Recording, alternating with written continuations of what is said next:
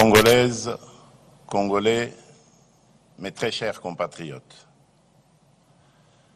dans la marche d'une nation, certains moments exigent davantage que la gestion du présent. Ils commandent d'envisager l'avenir avec lucidité et de le préparer avec courage.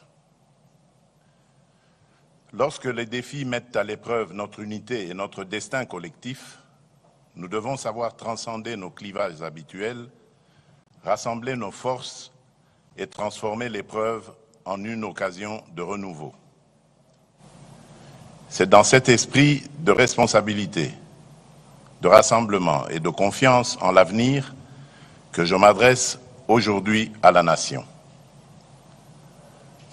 Depuis son accession à l'indépendance, notre pays a connu de grandes espérances, de remarquables élans de courage et des victoires dont nous pouvons être fiers. Mais il a également traversé des crises qui ont éprouvé son unité, affaibli ses institutions et retardé l'accomplissement de son destin collectif.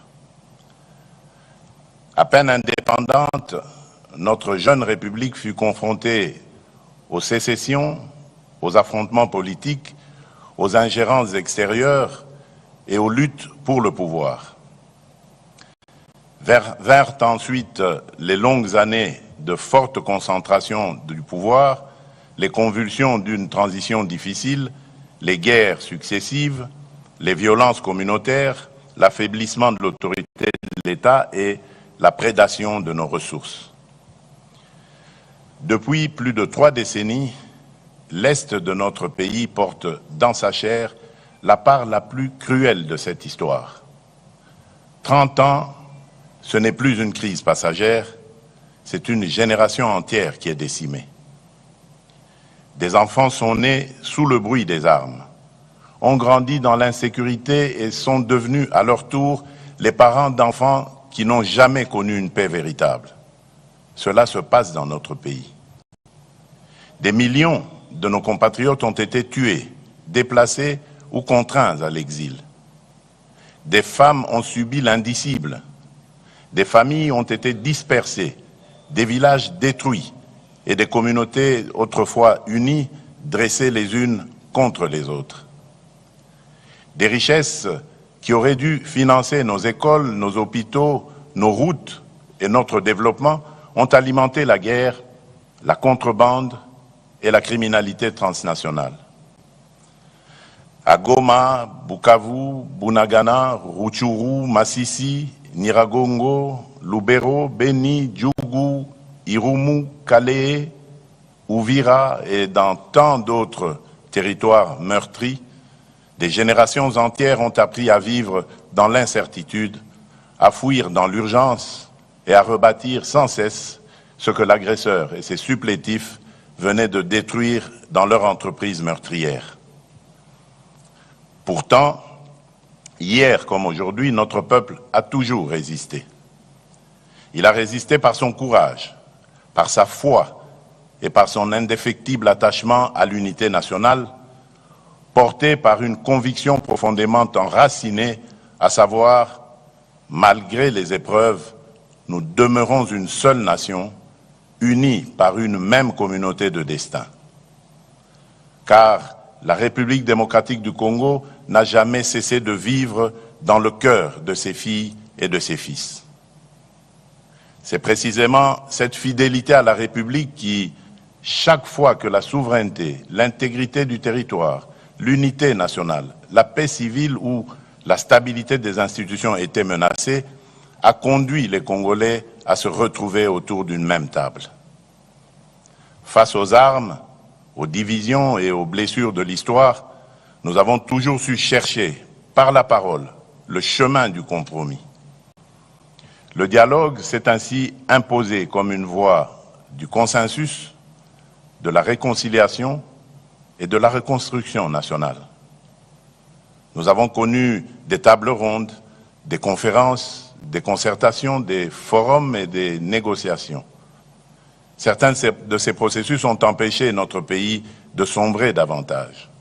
D'autres ont permis de restaurer les institutions, d'organiser des transitions, de mettre fin à des affrontements ou de rouvrir la voie démocratique. La conférence nationale souveraine a porté une puissante aspiration à la démocratisation et à la vérité dans la gestion de l'État. Le dialogue intercongolais de Sun City a contribué à réunifier les institutions après des années de guerre et de partition de fait du territoire national. D'autres rencontres ont permis d'apaiser les tensions et de rapprocher des positions que tout semblait opposer. Ces processus ont produit des accords, des résolutions et des engagements importants. Pourtant, malgré ces avancées, les crises ont ressurgi, les blessures se sont rouvertes, de nouveaux groupes armés sont apparus, les tensions foncières et identitaires se sont aggravées et les réformes engagées n'ont pas toujours rendu l'État suffisamment présent et efficace dans la vie quotidienne de nos populations. Une question s'impose donc à notre conscience nationale. Pourquoi, 66 ans après l'indépendance, notre pays reste-t-il confronté aux mêmes fragilités, aux mêmes fractures et au retour régulier des mêmes crises? Pourquoi tant d'accords n'ont-ils pas encore produit une paix durable et irréversible? La réponse à cette interrogation ne réside ni dans la condamnation d'un camp, ni dans la mise en accusation d'une communauté ou d'une génération. Elle se trouve dans des fragilités plus profondes que nous devons examiner avec lucidité. La première est que nous avons trop souvent répondu aux crises par le partage du pouvoir plutôt que par la consolidation de l'État. Nous avons réparti les fonctions et les responsabilités sans transformer suffisamment les institutions appelées à survivre aux hommes et aux circonstances. Or, un arrangement politique peut être remis en cause. Seule une institution forte, légitime et durable protège la République dans le temps. La deuxième est que nombre de ces processus sont demeurés concentrés entre acteurs politiques dans des espaces éloignés des réalités quotidiennes de nos populations. Le peuple congolais a souvent été appelé à soutenir des conclusions qu'il n'avait pas véritablement contribué à élaborer. Pourtant, aucun accord ne peut durer s'il n'est pas compris, approprié et défendu par la nation elle-même. La troisième est que nos engagements n'ont pas toujours été accompagnés d'une véritable obligation de résultat. Trop souvent, la signature a été confondue avec l'action. Les responsabilités étaient mal définies, les calendriers imprécis, les moyens insuffisamment identifiés et les mécanismes de suivi trop faibles. Ainsi, les promesses ont parfois duré moins longtemps que les crises auxquelles elles devaient mettre fin. À ces insuffisances se sont ajoutées d'autres erreurs. L'urgence de faire taire les armes nous a parfois conduit à différer le traitement de véritables causes qui les faisaient renaître. La violence a trop souvent semblé ouvrir plus rapidement les portes de la reconnaissance politique que la mobilisation populaire, le mérite, le travail, la loyauté républicaine ou le suffrage universel. Les victimes, quant à elles, ont parfois été appelées à pardonner avant d'avoir été pleinement entendues, reconnues et réparées. Nous avons voulu tourner la page sans toujours l'avoir lue jusqu'au bout. Nous avons voulu reconstruire sans assainir suffisamment les fondations. Nous avons voulu réformer l'État sans transformer en profondeur son rapport au territoire, à la justice, à la sécurité, à la responsabilité publique et au service du citoyen. Reconnaître ces insuffisances ne signifie pas condamner le passé. C'est assumer une obligation envers l'avenir. Mais très chers compatriotes, cette exigence de vérité sur nos fragilités internes ne doit prêter à aucune équivoque. Reconnaître nos faiblesses, ce n'est pas absoudre ceux qui agressent notre pays. Interroger nos erreurs, ce n'est pas relativiser l'occupation d'une partie de notre territoire. Réformer l'État, ce n'est pas partager avec l'agresseur la responsabilité des crimes commis contre notre peuple. Aucune cause, aucune revendication, aucune blessure, aussi réelle soit-elle, ne peut justifier que l'on ouvre les portes de la maison commune à ceux qui viennent la piller, l'occuper et meurtrir ses enfants. La République démocratique du Congo est victime d'une agression. Il ne s'agit ni d'une opinion, ni d'une thèse défendue par Kinshasa, mais d'un constat établi par les instances internationales compétentes et consacré par les résolutions 2773 et 2808 du Conseil de sécurité des Nations Unies. Le droit international a clairement qualifié les faits. Des forces étrangères occupent illégalement une partie de notre territoire, tandis que des groupes armés y sèment la violence, imposent des administrations parallèles et pillent nos ressources. Notre position est claire et demeure inflexible. Nous exigeons le retrait complet, effectif et vérifiable de toutes les forces étrangères non invitées. La cessation de tout soutien politique, militaire, financier ou logistique aux groupes armés. Le démantèlement des administrations parallèles, le rétablissement intégral de l'autorité de l'État, ainsi que le retour dans la sécurité et la dignité de nos compatriotes déplacés. Nous continuerons à défendre chaque portion du territoire national, à protéger nos populations et à faire valoir les droits de la République devant toutes les instances compétentes. À nos vaillantes forces armées, à notre police nationale, à nos forces de sécurité ainsi qu'aux résistants patriotes Ouazalendo qui défendent la nation dans le respect de la loi, je réaffirme la reconnaissance de la République. Leur courage et leur sacrifice donnent tout son sens à notre combat pour la souveraineté. Beaucoup sont tombés au champ d'honneur. D'autres portent dans leur chair et leur mémoire les blessures du combat. À toutes et à tous, la nation exprime son infinie gratitude. Mes très chers compatriotes, depuis mon accession à la magistrature suprême, j'ai fait le choix de l'ouverture, de la consolidation de l'état de droit et du retour de la République démocratique du Congo au cœur des dynamiques régionales et internationales. J'ai privilégié la diplomatie sans jamais transiger sur notre souveraineté, notre intégrité territoriale, ni les intérêts fondamentaux du peuple congolais.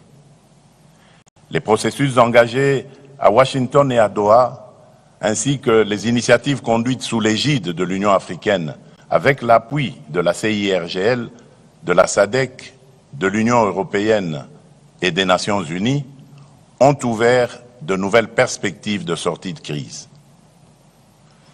Le processus de Washington traite principalement de la dimension interétatique du conflit, des engagements de la République démocratique du Congo et du Rwanda, ainsi que des conditions d'une sécurité régionale fondée sur le respect de la souveraineté des États. Le processus de Doha porte notamment sur la cessation des hostilités avec l'AFC M23, les mécanismes de vérification, l'accès humanitaire et les conditions nécessaires à la stabilisation durable de l'Est de notre pays. L'Union africaine, à travers sa médiation et son panel de facilitateurs, veille à la cohérence africaine de ses démarches en coordination avec les organisations régionales et nos partenaires internationaux. Ces processus sont indispensables. Ils doivent être poursuivis avec constance et leurs engagements pleinement exécutés. Mais ils ne peuvent, à eux seuls, réparer toutes les fractures qui traversent notre nation. Face aux menaces extérieures, notre sécurité repose d'abord sur notre détermination à défendre la patrie, sur la solidité de nos institutions et sur l'efficacité de notre diplomatie. Elle peut être renforcée par l'engagement ferme de nos partenaires vis-à-vis de l'exigence du bon fonctionnement des mécanismes internationaux. Mais notre cohésion intérieure dépend avant tout de nous. Elle demeure le fondement le plus sûr de notre souveraineté et la meilleure garantie de notre avenir. Les processus de Washington et de Doha peuvent soutenir nos efforts en faveur de l'assainissement des relations entre États, de la cessation des hostilités et de la stabilisation de l'Est. Mais aucun accord diplomatique ne peut définir à la place des Congolais la République que nous voulons bâtir, ni réconcilier durablement nos communautés sans leur pleine participation. Les avancées obtenues sur le terrain diplomatique ne produiront une paix durable que si elles s'appuient sur la cohésion nationale et sur la reconstruction intérieure de la République. C'est pourquoi, après avoir consulté les institutions de la République, les forces politiques et sociales, les confessions religieuses, les autorités coutumières, les milieux scientifiques, plusieurs personnalités de notre pays ainsi que certains de mes pairs de la sous-région, j'ai décidé de convoquer le dialogue national pour la paix, la cohésion et la refondation de l'État. Ce dialogue est une initiative souveraine conçue par les Congolais et pour les Congolais, conduite sur le territoire national et orientée exclusivement vers les intérêts supérieurs de la nation. Il réunira les filles et les fils de notre pays autour d'un impératif qui dépasse nos personnes, nos partis et nos ambitions, à savoir défendre la République, consolider la paix, préserver l'unité nationale et protéger nos intérêts stratégiques. Il ne constituera ni une négociation avec l'agresseur ou ses supplétifs, ni un moyen détourné de remettre en cause le choix souverain du peuple exprimé par les urnes en 2023. Il ne saurait davantage conduire à la suspension des institutions de la République, lesquelles continueront d'exercer pleinement leurs prérogatives jusqu'au terme constitutionnel de leur mandat. L'ambition de ce dialogue est claire: permettre au peuple congolais de ne plus seulement répondre aux manifestations successives de nos crises, mais d'en traiter enfin les ressorts profonds. Pour y parvenir, nous devons cesser d'envisager l'avenir de la République à travers le seul prisme de nos appartenances politiques, de nos rivalités idéologiques et de nos sensibilités communautaires. L'intérêt supérieur de la nation doit prévaloir sur toute autre considération. La République nous précède, nous dépasse et nous survivra. La cohésion nationale à laquelle nous aspirons ne commande ni l'effacement de nos divergences, ni la renonciation à la pluralité démocratique. Elle se fonde sur le respect des différences et la liberté du débat et se mesure à notre capacité à défendre des projets distincts sans trahir la République, comme à vivre pleinement nos appartenances culturelles, linguistiques, provinciales ou politiques, sans jamais les placer au-dessus de notre commune citoyenneté congolaise. Car si la démocratie nous autorise à nous opposer, la patrie, elle, nous interdit de nous déchirer. Mais très chers compatriotes, ce dialogue national se distinguera d'abord par son ancrage territorial. Il ne commencera pas à Kinshasa, mais au cœur de nos 26 provinces, de nos territoires et de nos communautés. Avant les assises nationales, une vaste consultation politique et technique sera organisée dans chaque province. Des forums préliminaires réuniront au chef-lieu provincial les populations, les autorités locales, les députés nationaux et les sénateurs élus de la province, les représentants des entités territoriales décentralisées et déconcentrées, les partis et regroupements politiques de la majorité et de l'opposition, la société civile, les autorités coutumières, les confessions religieuses, ainsi que les milieux professionnels, économiques, universitaires et scientifiques. Chaque province établira en toute franchise son propre diagnostic. Les causes de l'insécurité, les conflits fonciers et coutumiers, les tensions communautaires, les insuffisances administratives, les inégalités, les obstacles au développement et les réformes jugées nécessaires. La consultation associera également les institutions et services publics nationaux, les entreprises et établissements publics, les organisations des femmes, des jeunes, des travailleurs, des personnes vivant avec handicap et autres personnes vulnérables, les entrepreneurs, les agriculteurs, les enseignants, les chercheurs, les artistes, les professionnels de santé, les acteurs de l'économie informelle ainsi que la diaspora congolaise. Chaque entité consultée formulera ses priorités et ses propositions. L'ensemble de ces contributions sera consolidé dans un document de synthèse nationale qui constituera le socle des travaux et garantira l'ancrage populaire des assises nationales. Ainsi, les assises de Kinshasa ne seront pas le point de départ du dialogue, mais l'aboutissement d'une parole recueillie à travers tout le pays. Le peuple congolais ne sera pas appelé à entériner les conclusions d'une négociation menée sans lui.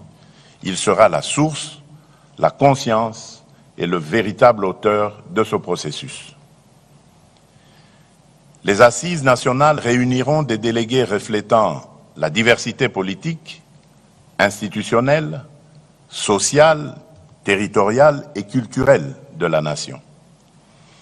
Ce dialogue ne sera la priorité d'aucun parti, d'aucune institution, d'aucune confession religieuse, d'aucune personnalité ni d'aucune majorité politique. Il garantira une parole libre, contradictoire et responsable dans le respect de la Constitution, des lois de la République et de l'intérêt national. Telle sera sa différence. Une différence de méthode, d'ancrage et de nature. Toutefois, l'inclusivité ne signifie ni l'effacement des principes, ni la confusion des responsabilités. Nul ne sera exclu en raison de ses opinions, de ses critiques, de son appartenance politique, de son origine provinciale, de sa langue, de son ethnie ou de sa religion. Mais nul ne peut prétendre s'asseoir à la table de la nation tout en prenant les armes contre elle. Aucune arme ne conférera à son porteur un droit supérieur à celui que le suffrage reconnaît aux citoyens. Aucune conquête militaire ne pourra être convertie en légitimité politique. Aucun mouvement armé ne pourra invoquer l'inclusivité pour imposer par la force ce qu'il n'a pas obtenu par les voies démocratiques.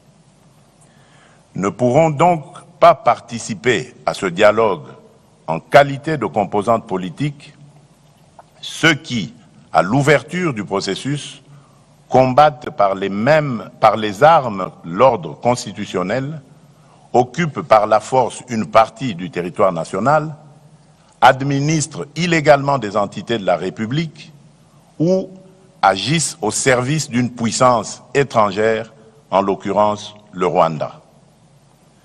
Cette règle ne constitue pas une exclusion fondée sur les personnes, les opinions ou les appartenances.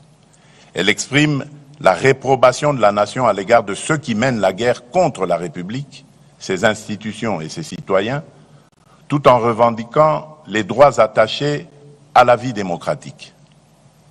Le processus de Doha demeure le cadre approprié pour traiter avec l'AFC M23 des questions relatives à la cessation des hostilités, au désengagement, au cantonnement, au désarmement et aux autres modalités directement liées au conflit. Le dialogue national ne se substituera pas à ce processus. Il ne deviendra pas davantage une voie parallèle permettant d'obtenir par les armes ce que la démocratie et l'ordre constitutionnel n'ont pas accordé. Une voie de réintégration au sein de la communauté nationale restera néanmoins ouverte à ceux qui, à titre individuel, renonceront de manière sincère et vérifiable à leur engagement armé et à toute forme de violence et qui condamneront sans équivoque l'agression dont notre pays est victime. Leur prise en charge s'inscrira dans les mécanismes de désarmement, de démobilisation, de réintégration, de relèvement communautaire et de stabilisation, le PDDRCS, ainsi que dans les dispositifs de justice et de réconciliation. Mais attention, la paix ne saurait signifier l'impunité. Les crimes de guerre, les crimes contre l'humanité, les actes de génocide, les violences sexuelles graves et les autres crimes imprescriptibles ne pourront être effacés par une amnistie générale ni sacrifiés au nom d'un compromis politique. Nous ne construirons pas la réconciliation sur l'oubli. Nous ne laisserons pas davantage la vengeance, la haine ou la peur décider de l'avenir de nos enfants.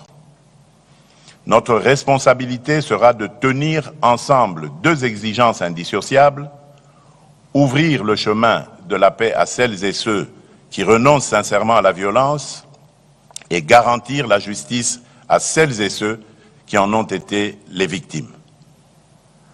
Mes très chers compatriotes, afin que ce processus ne demeure pas une simple déclaration d'intention, je prendrai dans les tout prochains jours une ordonnance instituant le comité d'organisation du dialogue national pour la paix, la cohésion nationale et la refondation de l'État. Ce comité sera chargé d'assurer la préparation administrative, matérielle et logistique du dialogue et de veiller à ce que les préalables indispensables à sa bonne tenue soient réunis. À l'issue de ces travaux, il me soumettra un rapport préliminaire présentant ses conclusions et ses recommandations. Sur la base de ce rapport, je signerai une autre ordonnance convoquant le dialogue national. Celle-ci, donc cette ordonnance, en fixera les principes et directeurs, les principales étapes, les modalités de représentation, ainsi que les mécanismes de suivi et de mise en œuvre de ces conclusions. Elle instituera également une commission préparatoire chargée de concevoir et d'organiser le processus, d'en proposer la feuille de route et de conduire les consultations techniques et politiques. Ces membres seront choisis pour leurs compétences, leur probité, leur indépendance d'esprit et leur attachement à l'intérêt national. Les confessions religieuses y seront représentées et contribueront par leur autorité morale, leur expérience et leur proximité avec les populations à instaurer la confiance et à favoriser le consensus. Les autres organes du dialogue, notamment le bureau et l'assemblée plénière, ainsi que leurs attributions et leurs modalités de fonctionnement, suivront par la suite. Le processus s'ouvrira par des consultations dans les provinces. Il se poursuivra par des assises nationales à Kinshasa, sur le territoire de la République. Car un dialogue congolais consacré à l'avenir du Congo doit se tenir au Congo sous la responsabilité des Congolais. L'ensemble du processus sera limité à une durée maximale de 3 mois. Il devra être suffisamment inclusif pour garantir une expression libre, pluraliste et représentative, tout en demeurant rigoureusement encadré afin de préserver l'enlisement, les manœuvres dilatoires et la dilution des responsabilités. Les assises devront aboutir à l'adoption d'un pacte national pour la paix, la cohésion et la refondation de l'État. Ce pacte ne sera pas une déclaration de principe sans lendemain. Ces conclusions seront réparties et mises en œuvre conformément aux compétences constitutionnelles de chaque institution. Ainsi, les engagements relevant du président de la République feront l'objet de décisions précises. Ceux qui relèvent du gouvernement seront traduits en actions assorties d'échéances, de moyens et d'objectifs mesurables. Les réformes relevant du Parlement lui seront transmises conformément aux procédures prévues par la Constitution. Une matrice politique de mise en œuvre précisera pour chaque engagement l'institution responsable, le calendrier d'exécution et les résultats attendus. Un mécanisme national de suivi sera institué et des rapports périodiques seront rendus publics. Chaque Congolaise et chaque Congolais devra pouvoir connaître les engagements exécutés, ceux qui restent à accomplir et les difficultés rencontrées. C'est par la transparence que nous reconstruirons la confiance. C'est par l'exécution que nous distinguerons ce dialogue de tous ceux qui l'ont précédé. Je compte également sur l'engagement des autorités coutumières, de la société civile et de l'ensemble des forces morales et sociales de la nation. Dans cette période décisive, leur ancrage auprès des populations sera essentiel pour contribuer à l'apaisement des tensions, au rapprochement des communautés et à la consolidation de la cohésion nationale. À notre invitation, les partenaires internationaux pourront accompagner la mise en œuvre des engagements nécessitant leur concours, notamment dans les domaines de la paix, de la reconstruction, de la justice transitionnelle, de la réforme du secteur de la sécurité et du développement, dans le respect de la souveraineté et des choix du peuple congolais. Mes très chers compatriotes, un dialogue sincère exige un climat politique serein. À cet effet, je donnerai instruction au gouvernement d'engager, en concertation avec les institutions compétentes et dans le strict respect de la séparation des pouvoirs, la préparation et la mise en œuvre des mesures de confiance et de décrispation politique.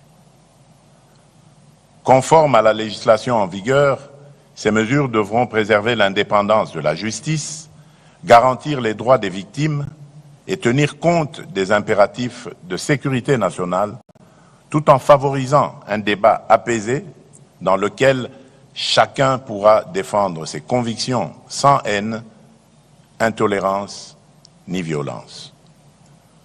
Dans l'esprit de responsabilité et de concorde nationale qui guide cette démarche, je veillerai personnellement à ce que soient réunis dans le strict respect des lois de la République et des exigences de la paix civile les conditions de sécurité et de confiance nécessaires au retour et à la participation de ceux de nos compatriotes que les épreuves de notre histoire récente ont conduit, pour diverses raisons, à se tenir en marge de l'unité nationale. J'en appelle également à ceux qui se sont engagés dans des voies contraires à l'idée nationale, mais qui souhaitent aujourd'hui se ressaisir. Le moment est venu de renouer avec la République et de reprendre pleinement leur place au sein de leur communauté nationale. J'invite enfin chaque acteur politique, social, religieux ou communautaire à accomplir le geste d'apaisement que la nation attend de lui, baisser le ton, renoncer au discours de haine, proscrire tout appel à la violence, préférer l'argument à l'invective et placer en toutes circonstances l'intérêt supérieur de la République au-dessus des intérêts partisans. Congolaises, Congolais, mes très chers compatriotes, l'heure n'est plus aux postures stériles. L'heure n'est plus aux querelles de préséance ni aux fractures entretenues au détriment du peuple. L'heure est au sursaut, à l'unité et à l'action. Au-delà des crises présentes, la démarche que nous engageons nous invite à un choix historique. Voulons-nous leur léguer une république condamné à subir les crises, ou un État capable de les prévenir et de protéger durablement sa population? Voulons-nous leur laisser un territoire immense mais inégalement administré, ou une puissance publique présente dans chaque province jusqu'au dernier village et à la dernière frontière? Voulons-nous une démocratie où chaque compétition politique menace la cohésion nationale, ou une république où les désaccords s'expriment librement sans compromettre la paix civile ni la continuité de l'État? Voulons-nous enfin leur transmettre une économie qui exporte ses richesses tout en maintenant son peuple dans la précarité, ou une économie qui transforme ses ressources, crée des emplois, réduit les inégalités et améliore réellement les conditions de vie? Nous devons bâtir une république où nul n'aura à prendre les armes pour être entendu, où l'appartenance ethnique, provinciale ou sociale ne sera ni un privilège ni un motif d'exclusion, où la justice ne sera pas l'apanage des puissants, où enfin notre diversité ne sera plus instrumentalisée pour nous diviser, mais reconnue comme une richesse et mise au service de l'unité nationale. Nous voulons une République réconciliée avec elle-même, respectée dans la région et capable d'assumer au cœur de l'Afrique le rôle que lui assigne son histoire, sa géographie, son peuple et ses ressources.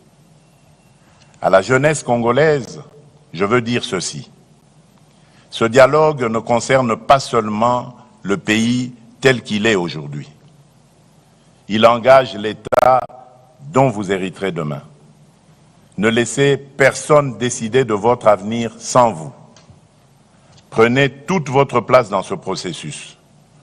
Portez-y vos idées, vos exigences, votre créativité et votre volonté de transformation. Rejetez les discours de haine, les manipulations identitaires et les appels à la violence. La République a besoin de votre intelligence, de votre énergie et de votre courage. Aux responsables politiques, je demande de mesurer pleinement la portée de ce moment. Le dialogue ne devra être ni un marché politique, ni un instrument de repositionnement personnel, ni une tribune de règlement de comptes. Il devra servir exclusivement la paix, l'unité nationale et l'intérêt supérieur de la République. Aux États et organisations partenaires, notamment les États-Unis d'Amérique, l'État du Qatar, l'Union africaine, l'Union européenne, les participants solliciteront un accompagnement ferme et constant. Celui-ci devra contribuer au retrait des troupes rwandaises du territoire congolais, au dépôt des armes par l'AFC M23 et à l'aboutissement des processus engagés à Washington et à Doha. Pour ma part, je prends devant la nation l'engagement de garantir l'indépendance, la représentativité et la sécurité de ce dialogue. Je veillerai à ce qu'il ne soit confisqué par aucun camp ni détourné de sa finalité. Je veillerai également à ce que ces conclusions ne se perdent ni dans les calculs politiciens, ni dans l'oubli. Elles devront être traduites en décisions, en réformes et en résultats concrets pour notre peuple. Nous avons hérité d'un pays immense, mais d'un État encore fragile. Nous n'avons pas choisi cet héritage, mais nous pouvons choisir ce que nous en ferons. Il nous appartient de transformer les souffrances d'hier en fondation pour demain et transmettre aux générations futures non pas un pays perpétuellement à reconstruire, mais un État solide, une nation unie et une République souveraine, pleinement maîtresse de son destin. C'est dans cet esprit que je déclare officiellement lancé le processus du dialogue national pour la paix, la cohésion et la refondation de l'État. Que vive l'unité nationale, que Dieu bénisse la République démocratique du Congo et son peuple. Je vous remercie.